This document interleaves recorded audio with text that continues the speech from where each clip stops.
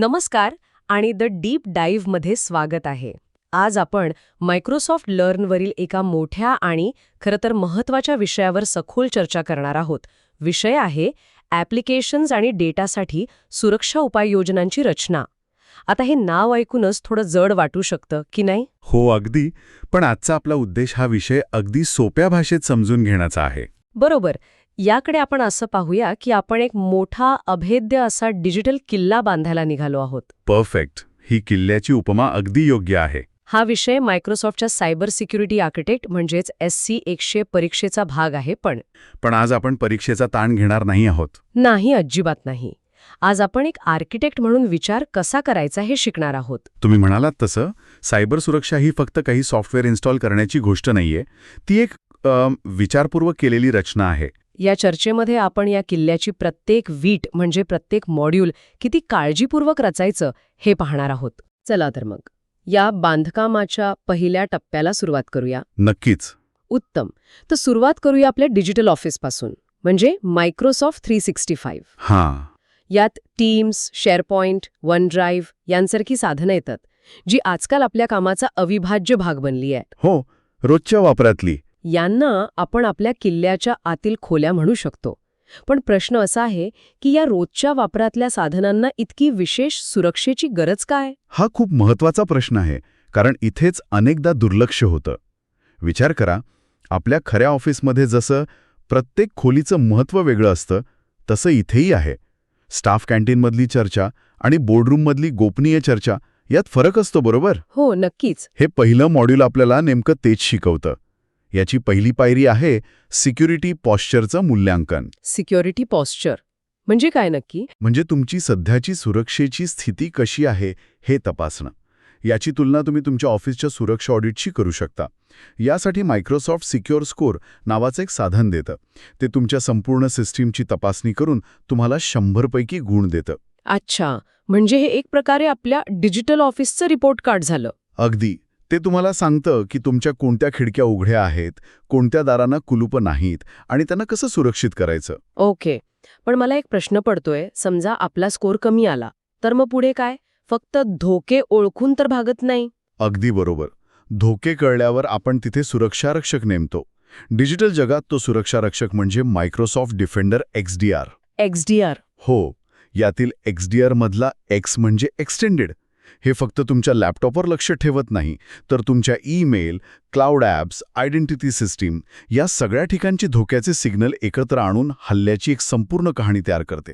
वा, म्हणजे चोर फक्त खिडकीतून आत आणाप आहे हे न सांगता तो कुठून आला, त्याने आत काय केलं याचा संपूर्ण नकाशा ते समोर ठेवतो. बरोबर. यालाच इन्सिडेंट कोरिलेशन म्हणतात. हे खूपच प्रभावी आहे, कारण अनेकदा सुरक्षा टीमचा बराच वेळ वेगवेगळ्या तुकड्यांना एकत्र जोडण्यातच जातो. पण मग इतक्या ठिकाणाहून सिग्नल येत असतील तर खूप सारे अलर्ट्स तयार होत असतील. एका विश्लेषकाने या सगळ्या गोंधळातून खरा धोका कसा ओळखायचा? तुम्ही अगदी अचूक मुद्दा मांडला आहे. यालाच अलर्ट फटीग म्हणतात. Alert fatigue. आणि इथेच XDR मधलं ऑटोमेशन आणि AI कामाला येतं. ते हजारो किरकोळ घटनांमधून खऱ्या धोक्याचे नमुने ओळखतं आणि अनेक छोट्या छोट्या अलर्ट्सना एकत्र करून एक मोठा इन्सिडेंट तयार करतं. त्यामुळे विश्लेषकाला 100 वेगवेगळ्या अलर्ट्सकडे पाहण्याऐवजी फक्त एकाच मोठ्या चित्रावर लक्ष केंद्रित करता येतं. समजलं.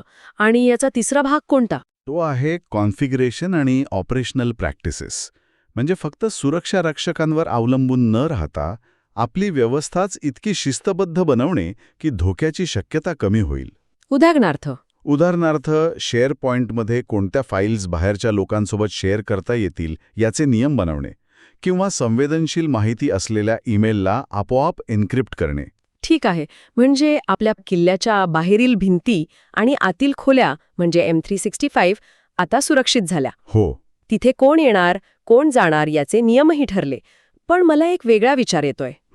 समजा ऑफिसच्या आतलाच कोणीतरी चुकून एका चुकीच्या लिंकवर क्लिक करतो आणि त्याच्या मशीनवरचं एक ॲप्लिकेशन धोक्यात येतं. बरोबर.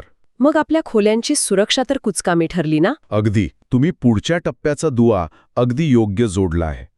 किल्ल्याच्या भिंती कितीही मजबूत असल्या तरी आत फितुरी झाली तर किल्ला पडतो. ॲप्लिकेशन्स ही आपल्या किल्ल्यातली शस्त्र किंवा मशिनरी आहेत. जर तीच सुरक्षित नसतील तर सगळं व्यर्थ आहे. बरोबर. इथेच दुसरं मॉड्यूल कामाला येतं. याची सुरुवात होते थ्रेट मॉडेलिंगपासून. थ्रेट मॉडेलिंग शब्दच अवघड वाटतोय. याला आपण असं समजू शकतो की फॅक्टरीला आग लागल्यावर काय करायचं याचा विचार करण्याऐवजी आग कुठे लागू शकते आणि ती लागूच नये म्हणून काय करायचं याचा आधीच विचार करणे. अच्छा. यासाठी स्ट्राइड सारख्या मॉडेलचा वापर केला जातो, जे आपल्याला वेगवेगळ्या प्रकारच्या धोक्यांचा विचार करायला शिकवतं. म्हणजे ॲप बनवण्याआधीच त्याच्यावर हल्ला कसा होऊ शकतो याचा विचार करायचा. ही कल्पना चांगली आहे, पण ॲप्स तर सतत बदलत असतात, नवीन व्हर्जन येत असतात. मग प्रत्येक वेळी नवीन आराखडा बनवायचा का? बरोबर. आणि म्हणूनच इथे पुढची संकल्पना येते, डेव्हसेकॉप्स. डेव्हसेकॉप्स. हो, याचा अर्थ सुरक्षा ही नंतर जोडलेली गोष्ट नाही, तर ती ॲप बनवण्याच्या प्रक्रियेचाच एक अविभाज्य भाग आहे. म्हणजे ॲपचं डिझाईन, डेव्हलपमेंट आणि ऑपरेशन या प्रत्येक टप्प्यावर सुरक्षेचा विचार केला जातो. आणि हे महत्वाचं का आहे? खरं सांगायचं तर हे खर्च वाचवतं. अभ्यासानुसार प्रोडक्शनमध्ये सापडलेली सुरक्षा त्रुटी दुरुस्त करण्याचा खर्च डिझाईन टप्प्यात दुरुस्त करण्याच्या खर्चापेक्षा 30 पटींनी जास्त असतो. 30 पट जास्त? हा आकडा तर धक्कादायक आहे. हो ना. त्यामुळे डेव्हसेकॉप्स ही केवळ एक चांगली सवय नाही, तर खर्च वाचवणारी एक मोठी रणनीती आहे. म्हणजे सुरक्षा ही ॲड ऑन नाही तर बिल्ट इन असायला हवी. अगदी.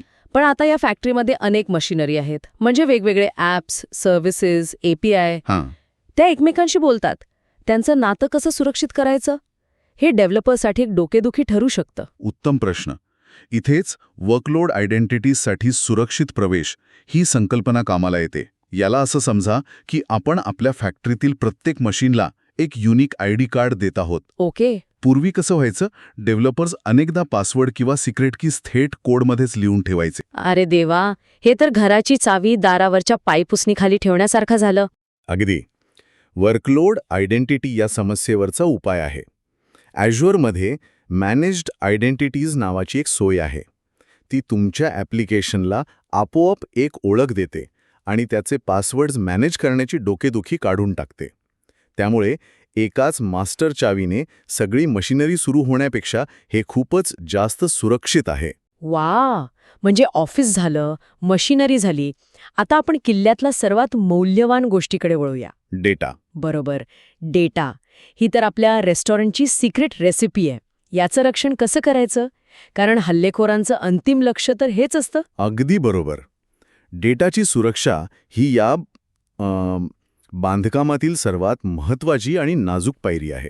आणि म्हणूनच तिसरं मॉड्यूल पूर्णपणे यावर लक्ष केंद्रित करतं. आणि याची सुरुवात कुठून होते? याची पहिली पायरी आहे डेटा शोधणे आणि त्याचे वर्गीकरण करणे. यासाठी मायक्रोसॉफ्ट परव्ह्यू नावाचं एक साधन वापरलं जातं. परव्ह्यू? हो. याची तुलना आपण आपल्या मोठ्या लायब्ररीशी करू शकतो. परव्ह्यू हे त्या लायब्ररीचं लायब्ररियन आहे. ते प्रत्येक पुस्तक म्हणजे डेटा वाचून ठरवतं की ते सामान्य आहे की अत्यंत गोपनीय. ते क्रेडिट कार्ड नंबर, आधार नंबर यांसारख्या संवेदनशील माहितीला आपोआप ओळखून त्यावर लेबल लावतं. हे तर खूपच व्यवहार्य वाटतंय. म्हणजे सगळ्या डेटाला एकच प्रकारची सुरक्षा देण्याऐवजी त्याच्या महत्त्वाप्रमाणे त्याची काळजी घ्यायची. बरोबर. आणि याचा उपयोग GDPR सारख्या कायद्यांचं पालन करण्यासाठीही होतो. पण डेटा तर एका जागी थांबत नाही. तुम्ही मगाशी म्हणाला त्याप्रमाणे तो वेगवेगळ्या अवस्थांमध्ये असतो. हो. मला वाटतं यातला इन यूज टप्पा सुरक्षित करणं सर्वात कठीण असणार. बरोबर? कारण डेटावर प्रक्रिया करण्यासाठी त्याला डिक्रिप्ट करावंच लागतं. तुम्ही एकदम योग्य ठिकाणी बोट ठेवलाय. डेटाचे विविध अवस्थांमध्ये संरक्षण ही एक खूप महत्त्वाची संकल्पना आहे. अच्छा. डेटा ॲट रेस्ट म्हणजे तिजोरीत बंद करून ठेवलेली आपली secret recipe. Data in motion म्हणजे ती रेसिपी कुरिअरने पाठवली जात आहे. आणि इन यूज? इन यूज म्हणजे जेव्हा शेफ ती रेसिपी वाचून पदार्थ बनवत आहे. या अवस्थेत डेटा मेमरीमध्ये असतो आणि खरं तर तो डिक्रिप्टेड असतो. इथेच तो सर्वात जास्त असुरक्षित असतो. मग यावर उपाय काय? याच समस्येवर कॉन्फिडेन्शियल कम्प्युटिंग हा उपाय आहे. ते तुमच्या डेटासाठी एक अदृश्य सुरक्षा कवच तयार करतं. म्हणजे तुमचा डेटा वापरात असतानाही एन्क्रिप्टेड राहतो. म्हणजे क्राउड प्रोव्हायडर सुद्धा तो पाहू शकत नाही? अगदी. तेही पाहू शकत नाहीत. आरोग्यविषयक माहिती किंवा आर्थिक व्यवहार यांच्या प्रक्रियेसाठी ही टेक्नॉलॉजी खूप महत्त्वाची आहे. हे तर अविश्वसनीय आहे. पण आपल्याकडे तर प्रचंड डेटा असतो, मोठ्या गोदामांसारखा. SQL डेटाबेस किंवा Azure ब्लॉब स्टोरेज यांच्यासाठी काही विशेष सुरक्षा रक्षक आहेत का? नक्कीच आहेत. आणि तेच या मॉड्यूलचे शेवटचे शिलेदार आहेत, डिफेंडर फॉर एसक्यूएल आणि डिफेंडर फॉर स्टोरेज. ओके. हे आपल्या डेटाच्या मोठ्या गोदामांचे खास प्रशिक्षित सुरक्षा रक्षक आहेत. ते फक्त चोरांना अडवत नाहीत, तर आत काही संशयास्पद हालचाल सुरू आहे का यावरही लक्ष ठेवतात. म्हणजे नक्की काय करतात? उदाहरणार्थ, डिफेंडर फॉर एसक्यूएल हे एसक्यूएल इंजेक्शनसारख्या हल्ल्यांना ओळखतं. आणि डिफेंडर फॉर स्टोरेज हे तुमच्या स्टोरेज अकाउंटवर कोणी रॅन्समवेअर अपलोड करायचा प्रयत्न करतंय का, किंवा अचानक कोणी मोठ्या प्रमाणात डेटा डाउनलोड करतंय का, यासारख्या असामान्य गोष्टी ओळखून तुम्हाला ताबडतोब सावध करतं. बरोबर. म्हणजे आता आपल्या डिजिटल किल्ल्याच्या बांधकामाची सगळी थिअरी समजली. आपण ऑफिसच्या खोल्यांपासून सुरुवात केली, मग त्यातल्या मशिनरी सुरक्षित केल्या आणि त्यानंतर सर्वात मौल्यवान खजिना म्हणजे डेटा जपला. आता काय थेट लढाई म्हणजे अंतिम परीक्षा? नाही, परीक्षा नाही, पण याला आपण एक फ्लाईट सिम्युलेटर म्हणू शकतो. Flight simulator? हो. आत्तापर्यंत आपण विमान कसं उडवायचं हे पुस्तकातून शिकलो. आता आपण एका सुरक्षित सिम्युलेटरमध्ये बसून ते प्रत्यक्ष उडवून बघणार आहोत. हे चौथं आणि शेवटचं मॉड्यूल, इंटरॅक्टिव्ह केस स्टडी, नेमकं हेच काम करतं. हे ऐकायला खूपच रोमांचक वाटतंय. म्हणजे इथे आपल्याला फक्त काय करायचं हे नाही, तर कसं आणि का करायचं याचाही विचार करावा लागतो. अगदी. आपण एखादं उदाहरण घेऊ शकतो का? समजा केस स्टडीमध्ये एक बँक आहे, जिला आपले मोबाईल बँकिंग ॲप सुरक्षित करायचे आहे. उत्तम उदाहरण आहे. चला, या बँकेच्या आर्किटेक्टच्या भूमिकेत शिरूया. सर्वात आधी आपण या ॲपचं थ्रेट मॉडेलिंग करू. म्हणजे विचार करू की हॅकर पैसे कसे चोरू शकतो. तो बनावट लॉग इन पेज दाखवू शकतो का, किंवा 2 व्यवहारांच्या मधला डेटा बदलू शकतो का? बरोबर. या सगळ्या शक्यतांचा विचार करून आपण नियंत्रणे ठरवू. त्यानंतर आपण डेव्हसेकऑप्सचा विचार करू. डेव्हलपर्स कोड लिहितानाच सुरक्षिततेचे नियम पाळत आहेत का? मग येतो डेटाचा भाग. आपण परव्ह्यू वापरून ग्राहकांची माहिती अत्यंत गोपनीय म्हणून वर्गीकृत करू. हो. आणि मग कॉन्फिडेन्शियल कम्प्युटिंगचा वापर करून याची खात्री करू की बँकेच्या कर्मचाऱ्यांनाही ग्राहकांचा संवेदनशील डेटा दिसणार नाही. आणि या सगळ्याला झिरो ट्रस्टच्या तत्वाने कसं जोडणार? अगदी महत्वाचा मुद्दा. झिरो ट्रस्ट म्हणजे कोणावरही आंधळा विश्वास ठेवू नका, प्रत्येकाची प्रत्येक वेळी पडताळणी करा.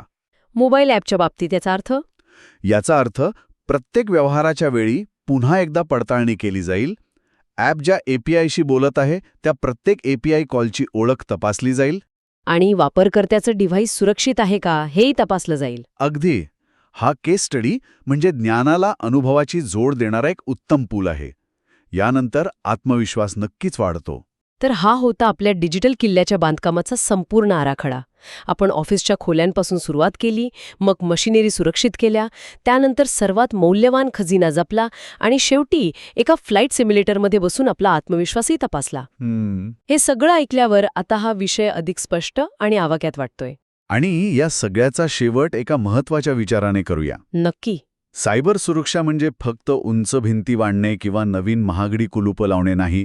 तुम्ही नक्की कशाचे रक्षण करत आहात आणि का करत आहात हे मुळातून समजून घेणं सर्वात महत्वाचं आहे. बरोबर आहे. खरा आर्किटेक्ट तोच जो फक्त हत्यारांची माहिती ठेवत नाही, तर धोके येण्याआधीच त्यांची कल्पना करून अशी रचना तयार करतो जी मुळातच सुरक्षित असेल. सुरक्षा ही व्यवसायाला अडथळा नाही, तर एक प्रकारे मदत करणारी गोष्ट आहे. अगदी. व्यवसायाला सुरक्षितपणे आणि आत्मविश्वासाने पुढे जाण्यासाठी सक्षम करणारी गोष्ट आहे. हा दृष्टिकोन मिळवणं हाच या संपूर्ण शिक्षण प्रवासाचा सर्वात मोठा उद्देश आहे.